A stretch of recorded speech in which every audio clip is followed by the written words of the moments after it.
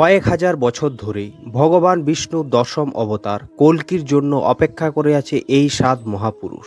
হিন্দু ধর্মে বর্ণিত এই 7 জন এমন দিব্য পুরুষ যাদের কাছে অমরতার বরদান রয়েছে, অর্থাৎ ওনারা সত্যযুগ থেকে শুরু করে আজ কলিযুগের অন্তিম সময় পর্যন্ত জীবিত আছেন।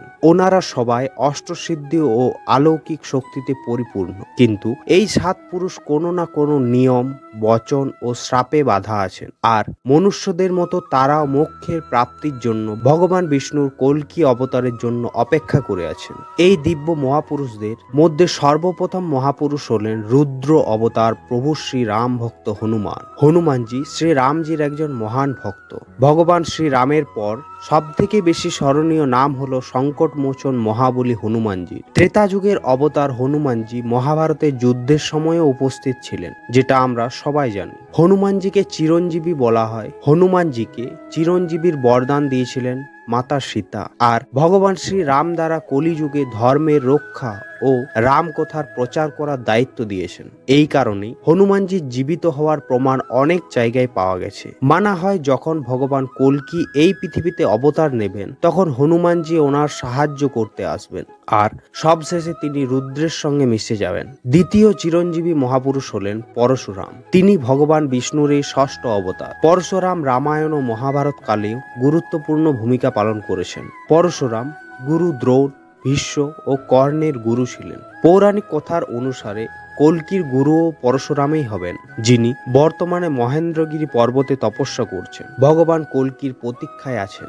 তৃতীয় মহাপুরুষ হলেন গুরু দ্রোণ পুত্র অশ্বত্থামা, যে মুক্তির আশায় আজও ঘুরে বেড়াচ্ছেন। ধর্মগ্রন্থের অনুসারে ভগবান শ্রীকৃষ্ণ ব্রহ্মাস্ত্র চালানোর জন্য অশ্বত্থামাকে কলিযুগের অন্তিম সময় পর্যন্ত ঘুরে বেড়ানোর অভিশাপ দিয়েছিলেন। মান্যতা রয়েছে মধ্যপ্রদেশের আশিরগড় কেল্লায় অবস্থিত প্রাচীন শিব মন্দিরে প্রত্যেক দিন অশ্বত্থামা পুজো করতে আসেন। তিনিও এই শ্রাপ থেকে মুক্তি পাওয়ার জন্য ভগবান কল্কির প্রতীক্ষায় রয়েছেন। চতুর্থ দিব্য পুরুষ হলেন মহর্ষি বেদব্যাস। তিনি 4 বেদ ও 18টি পুরাণ সহ মহাভারত ও শ্রীমদ্ ভাগবত গীতা রচনা করেছেন। ব্যাসজি কল্কি অবতারের জন্মের আগেই তার সম্বন্ধে লিখে গিয়েছেন। তিনি তার এই দিব্য জ্ঞান কল্কিকে শেখানোর জন্য এখনো জীবিত আছেন। পঞ্চম অবতার হলো লঙ্কাপতি রাজা বিভীষণ। বিভীষণ প্রভু শ্রী রামের একজন ভক্ত ছিলেন। যখন রাবণ মাতা সীতাকে হরণ করেছিল, তখন বিভীষণ তাকে বাধা দিয়েছিল। এতে রাবণ তাকে লঙ্কা থেকে তাড়িয়ে দেয়। তখন বিভীষণ শ্রী রামের সেবায় নিযুক্ত হয়,